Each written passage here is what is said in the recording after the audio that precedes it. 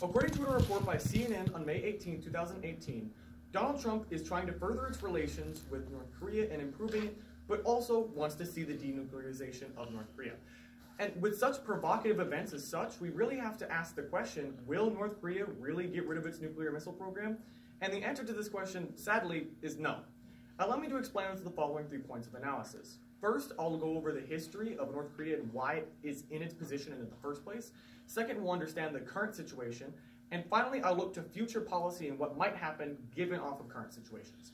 So going to the first point, understanding the history of North Korea. Now, as we all know, from the 60 years it's been passed, it's a communist nation. However, what makes it very different from most other communist nations is the fact that it's small. Comparing it to Russia and China, the two other nations that were communist at the time, those both had massive, massive populations, and as well they had large continents where they could easily take resources from. Meanwhile, comparing this to North Korea, you have a small population, little resources, and also little political advantage or economic dispute that it can have.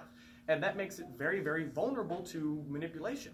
And in fact, as we can see from an economics article in 2011, one of the key points behind this was the fact that they stated the main export from North Korea is coal and lumber.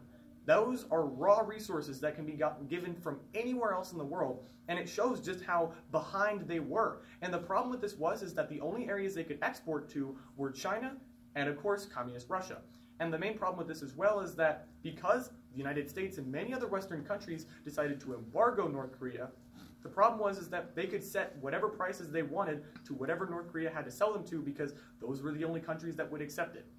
And with that, it was made no other option. That was what North Korea had to do. They built a nuclear missile program because of the fact that they're isolated.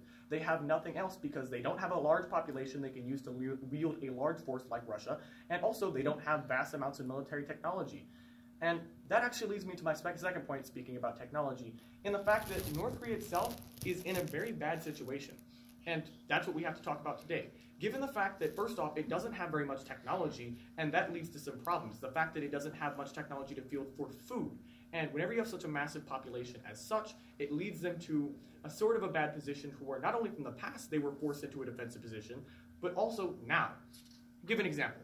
In January 28th of 2018, CNN had another report in which they stated that one of the border guards, I'm sure many of you saw this report, decided to run from North Korea to South Korea to escape. Keep in mind, he was a border guard, meaning that he had to be one of the best looking.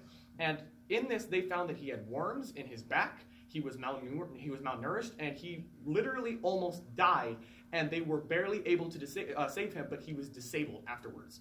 And keep in mind, this was the best of their best. North Korea is in no position to field any sort of massive army because their people themselves are already starving as it is.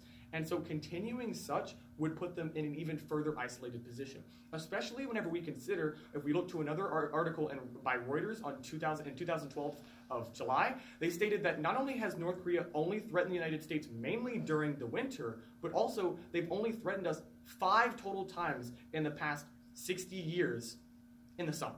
And this is very important because what can you do in the summer? Well, in the summer, you can obviously grow food. And in the winter, they're starving to death. And every time that they threatened the United States or other Western countries, what would happen? Well, it put them back onto the global pedestal and it furthered their position, meaning that they could, in fact, get humanitarian aid. The Red Cross, every time they threatened the United States, would send humanitarian aid and food, meaning that North Korea's dictator did not have to field any sort of technological research for food, agriculture, or any such things, meaning that he could further his research into nuclear weapons and whatever other things that he wanted to do. And that's what him and his father have done for the past 60 years. And as such, given that they're in such a bad position currently, we finally need to look to the third point, understanding future politics. And if we look to, as I stated in the intro, what Donald Trump wanted to do with improving relations, while this might sound good on the outside, let's look to what he said yesterday. And in fact, he released a report to China stating that they should keep a firm and stiff border with North Korea. Why? Because the United States wants to make sure that North Korea is isolated. For the longest time, North Korea has had the backing of China and Russia. But now that Russia was no longer communist, and now that China is starting to become friends with the United States, they want to make sure that there's nothing that can help them whenever the United States wants to do whatever they want with them. And as such, going on further, the future policy points that will be enacted can only be considered more grim. Whenever we look at the fact that North Korea, now that it has no agricultural field, Assuming that it keeps getting its humanitarian aid, it still doesn't have any sorts of large population, and finally it's losing its backers that it's had for 60 years. There's no way that it would be able to denuclearize, because that's like taking the hostage away from the hostage taker. They don't know what's going to happen to them afterwards, and especially the dictator Kim Jong-un. If he's starving all of his people to death, the last thing he would want to do is give up the only thing preventing other countries from coming in. So going back to the question today, we need to understand is that will North Korea actually denuclearize? And the answer to this question is no. Given the fact that first, their history has always put them in a defensive position, given the fact that they've been embargoed and isolated and have little resources to work with. Second, in the current situation, is the fact that North Korea so far has only been pushed to further its aggression because of how much food it doesn't have. And finally, given the fact that Donald Trump and other Western leaders have started to put a more aggressive push on North Korea, they're backing them into a corner. And as such, there's no way they can get rid of their